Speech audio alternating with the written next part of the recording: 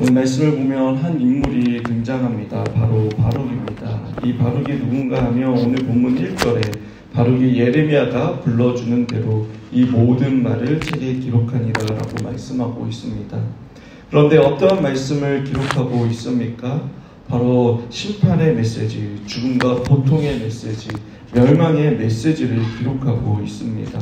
희망보다는 절망의 메시지, 회복보다는 그 죽음의 메시지를 지금 더 기록하고 있는 것입니다. 예레미야를 읽다 보면 여러분 칼이라는 단어가 71회 등장하고 또 기근이 33회, 그리고 멸망이라는 단어가 33회, 또 온역이라는 단어가 17회 등이 기록되어져 있습니다. 바룩이 지금 자신이 사랑하는 그 조국, 또 자신이 사랑하는 사람들이 칼에 의해 죽임을 당하고 멸망할 것을 기록하고 있는 것입니다. 기근으로 인해 굶어 죽고 또 모든 땅이 황폐하게 될 것이다라는 것을 기록해야 합니다. 또 온 땅에 전염병이 퍼져 죽을 사람들은 죽고 또 고통 가운데 신음하게 될 것이다라는 것을 기록하고 있습니다. 예레미야는 환상을 통해 이스라엘의 멸망을 바라보고 있지만 그럼 바룩은 이 말씀을 기록함으로 이스라엘의 그 멸망을 생생하게 느끼고 있는 것입니다. 그래서 이렇게 말합니다. 3절에 나의 고통에 슬픔을 더하셨으니 나는 나의 탄식으로 피곤하여 평안을 찾지 못하는도다 라고 기록하고 있습니다. 앞으로 자신이 사랑하는 사람들이 죽고 나라가 멸망당하는 그 끔찍한 현실을 지켜봐야 하는 바룩의 마음은 무너질 대로 무너져 있었던 것입니다. 또 한편으로는 이스라엘 백성들이 돌이키면 살 수 있는데 그것조차 하지 않는 그 이스라엘 백성들을 보면서 답답하고 정말 그 마음 가운데는 미치고 팔짝 뛰는 그러한 심정이었을 것입니다. 아기들이 뛰기를 시작할 때 사리 분별을 하지 못합니다. 특히 높은 곳에 올라가면 그 모습을 본 어린들이 기특해서 칭찬을 하고 그러면 더 높은 곳으로 올라가면 또 그 어른들의 놀라는 반응을 보고 까르르 웃으면서 더 높이 올라갑니다. 그런데 부모의 마음은 어떻습니까? 혹시나 떨어지면 어떡하나 마음을 졸이고 지켜봅니다. 그리고 더 올라가지 말라라고 말립니다. 그럼 아이는 부모의 마음도 모른 채 그럼 하지 말라고 했다고 해서 짜증을 부리거나 고집을 피우고 더 높이 올라가려고 하는 것을 보게 됩니다. 부모의 마음도 모른 채 여러분 떨어지면 크게 다치는 것도 모른 채 자기가 하고 싶은 대로 하려고 하는 것입니다. 하지만 부모는 압니다. 저러다가 큰일 날 수도 있다는 것을, 위험하다는 것을 알고 그런 걱정하는 그 마음에 말리지만 아이는 그것도 모른 채 자신이 하고 싶어하는 일을 하려는 것입니다. 그럼 바룩의 마음이 이 부모의 마음과 비슷하지 않을까요? 아니 더욱더 안타까웠을 것입니다. 왜냐하면 자녀가 다치는 것보다 앞으로 이스라엘 백성들에게는 더 끔찍한 일이 벌어지게 될 것이기 때문입니다. 예레미야를 통해 40년 동안 하나님의 말씀이 선포되었습니다. 일찍 우상을 버리고 하나님의 말씀에 순종하였다면 이스라엘이 멸망당하는 그 상황까지 오지 않았을 텐데, 그리고 지금이라도 항복하고 전쟁을 하지 않았다면, 전쟁을 피해 이집트로 도망치지 않았다면 그런 끔찍한 고통을 당하지 않을 텐데, 변화하지 않는 그 이스라엘 백성을 보면서 너무나 고통스럽고 피곤하여 탄식하며 평안을 찾기를 바라고 있는 것입니다.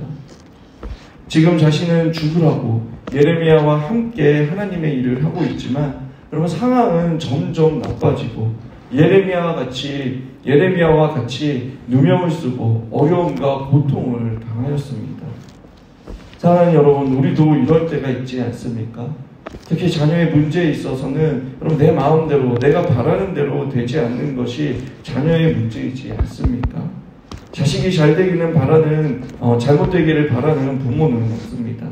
그래서 잘한다고 했는데 그 부모의 마음을 몰라줄 때에 여러분 속상하기도 합니다. 또는 나는 열심히 무엇인가를 해보려고 하는데 마음대로 되지 않고 또 상황과 환경을 받쳐주지 않고 주위 사람들은 알아주지 않고 오히려 오해가 쌓이고 무슨 일이 잘 안 되면 내가 뭔가 잘못해서 그런 것 같고 그렇게 자신의 한계에 부딪혀서 자신을 비관하며 또 부정적으로 왜곡하여 자신을 바라볼 때도 있습니다. 여러분들이 어떠한 문제로 힘들고 어려운 상황에 처해 있을 때에 때로는 우리의 마음이 무너지고 낙심과 절망 속에서 우리를 깊은 어둠으로 몰아가려고 할 때가 있습니다. 그럴 때 하나님께서는 오늘 우리에게 이 바룩과 같은 말씀을 하시는 것입니다. 그런 깊은 절망과 탄식, 아픔과 피곤이 찾아올 때에 하나님께서 우리에게 이렇게 말씀하십니다. 4절의 말씀을 보시면 나는 내가 세운 것을 헐기도 하며 내가 심은 것을 뽑기도 하나니 온 땅에 그리하겠거늘 이라고 말씀합니다. 즉 이 말은 여러분 이 세상의 주인과 역사를 움직이는 분은 바로 하나님이시다라는 것을 선포하고 있습니다. 우리는 이것을 한마디로 하나님의 주권이라고 이야기를 합니다. 하나님이 이 세상의 주인일 뿐만 아니라 하나님께서 이 세상을 다스리신다는 것을 기억하라는 것입니다. 하나님의 주권을 우리의 삶 속에서 적용해 본다면 우리가 하나님을 위해 하나님을 의지하여 하나님의 일을 하고 있다면 그럼 그것으로 충분하다는 것입니다. 우리들의 삶이 세상의 기준에 따라 살아가고자 한다면 그럼 세상 사람들이 해야 하는 것을 다 해야 하고 세상 사람들이 가져야 하는 것을 다 갖고 또 세상 사람들이 추구하는 것을 우리도 추구해야 합니다.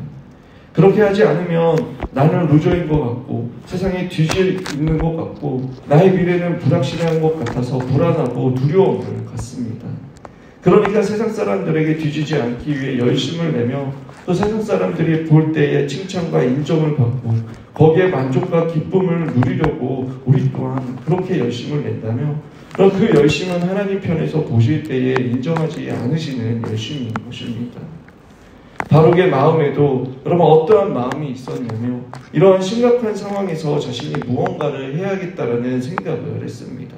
가만히 앉아있으면 안 되겠다라는 생각을 한 것입니다. 그런데 그 일이 하나님을 위한 일이 아니라 누구를 위한 일이었냐면 5절에 네가 너를 위하여 큰 일을 찾느냐라고 하나님께서 말씀하십니다. 하나님의 영광과 하나님의 백성을 위해 무엇인가 하려는 것이 아니라 어쩌면 이 기회를 타서 자신이 높아지고 이 기회에 자신의 이름을 다른 사람들에게 알리고자 하는 마음이 있었다는 것입니다. 또는 자신이 무엇인가 함으로 나는 이 정도 했어 라고 그렇게 자기를 위로하거나 또는 정말 자신감이 넘쳐서 자신이 무엇인가 하며 바꿀 수 있을 거라고 그렇게 생각했을 것입니다. 그런데 하나님께서는 뭐라고 말씀하십니까? 그것을 찾지 말라라고 말씀하십니다. 지금 너가 하고 있는 일, 아무도 주목하는 사람들이 없이 방 안에 앉아 심판의 메시지를 기록하고 있는 일이 그 어느 일보다 중요하고 이것에 최선을 다하라고 말씀하시는 것입니다. 지금 너가 하고 있는 일이 하나님의 일이라는 것을 말씀하고 있습니다. 사랑하는 여러분, 누구나 세상에서 성공하고 싶어하고 높아지고 싶어합니다. 그러나 그리스도인은 여러분 세상이 인정하고 세상이 말하는 성공을 위해 살아가는 사람이 아니라 성공이 아닌 나를 향하신 그 하나님의 계획을 성취하며 살아가는 사람입니다. 한 번은 한국에 있을 때에 새롭게 만들어진 고속도로를 달리고 있는데 계속해서 내비게이션이 좌회전을 하라고 이야기를 하는 것이었습니다. 좌회전을 하면 중앙분리대를 출발하는 것인데 계속 좌회전을 하라는 것입니다. 그런데 알고 봤더니 그런 업데이트를 하지 않아서 잘못된 길로 안내를 하고 있었던 것이었습니다. 아무리 목적지가 분명해도 여러분 방향이 틀리면 우리는 목적지까지 갈 수 없습니다. 비슷하게 가는 것처럼 보여도 여러분 목적지에 도달하지 못하는 것입니다. 그것은 틀린 길인 것입니다. 저와 여러분들도 마찬가지입니다. 하나님께서 우리를 창조하시고 지금도 하나님께서 다스리시고 나를 인도하고 계신다는 것을 믿으며 한문적으로 그 하나님의 주권을 인정한다면 하나님께서 말씀하시는 대로 여러분 그 하나님의 말씀이 우리의 삶의 표지판이 되어 순종하며 그것을 기준으로 살아가야 하는 것입니다. 세상이 말하는 행복, 세상이 말하는 성공, 세상이 말하는 그 방식이 아니라 우리의 생각과 마음을 철저히 그 하나님의 말씀과 그 말씀 속에서 우리의 삶을 투영하여서 성령님께서 인도하시는 뜻대로 우리의 삶의 기준을 갖고 그 인도하신 대로 살아가야 하는 것입니다. 내가 생각할 때 큰 일을 찾는 것이 아니라 하나님께서 보시기에 기뻐하시는 그 일을 행해야 하는 것입니다. 그것이 지금 당장 큰 일처럼 보이지 않아도 여러분들이 해야 하는 당연한 일, 일상에서 당연히 해야 할 일, 자녀로서 가정에서 또 교회에서 직장에서 거래처 사람들을 만날 때에 그 예수님의 마음을 가지고 하게 된다면 그럼 그것이 하나님 편에서 큰일인 것입니다. 그런 자에게 하나님께서 약속하신 것이 무엇이냐면 오늘 말씀 5절에 보면 모든 육체의 재난을 내리리라 네가 가는 모든 곳에서 내가 너에게 생명을 노량물 주듯 하리니 여호와의 말씀이니라 라고 말씀하고 있습니다. 여러분 노량물이 무엇입니까? 전쟁에서 승리할 때 얻게 되는 전리품과 같은 것입니다. 거저 생기는 것입니다. 본문에서 노량물 주듯 생명을 주겠다라는 것은 여러분 그 최악의 상황에서도 생명을 지켜주시겠다는 뿐만 아니라 희망이 없는 그 상황 가운데서 하나님으로 인하여 소망을 얻고 절망과 그 좌절의 순간에서 다시 일어설 수 있는 그 힘을 주시겠다는 것입니다. 잠언은 말합니다. 의인은 7번 넘어져도 다시 일어선다라고 말씀하고 있습니다. 왜 다시 일어설 수 있습니까? 바로 하나님께서 우리와 함께 하시기 때문입니다. 세상의 사람들은 한 번의 그 시련에도 여러분 극단적인 선택을 하게 되지만 여러분 우리의 생명의 주인이시고 주인이신 그 하나님께서는 다시 일어설 수 있는 그 위로의 하나님으로서 또 상황을 변화시키는 그 전능하신 그 하나님께서 우리를 다시 일으켜 세워주신다라고 말씀하고 있습니다. 하나님의 주권을 인정하는 저와 여러분들이 되길 바랍니다. 하나님께서 여러분들의 인생의 처음과 끝을 다 알고 계시며 하나님의 그 계획과 뜻대로 살아가는 자들과 함께 하시며 그 믿음의 여정 속에서 하나님께서는 예비하신 은혜를 우리에게 베푸신다라고 말씀합니다. 7번 넘어져도 포기하지 않고 다시 일어서서 그 하나님의 뜻을 이루는 자들이 될 것입니다. 새롭게 시작하는 한 주, 그 하나님의 주권을 인정하며 또 순종함으로 어디에서나 승리하는 저와 여러분들이 되시길 주님의 이름으로 축원합니다.